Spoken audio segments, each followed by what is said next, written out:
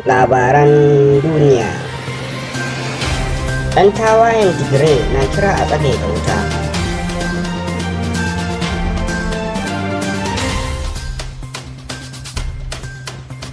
‘Yan tawaye a ƙasar Habasha sun yi kira ga ƙasashen da hukumomin duniya su tilasta dakatar da buɗe wuta a yankin arewacin ƙasar na Tigray, inda dakarun haɗaka na ƙasar da kuma makwabciyar Eritrea ke musu ruwan wuta. 'Yan tawayen sun ce za su daina faɗa idan har aka tilastawa dakarun gwamnati yin yarjejeniyar zaman lafiya.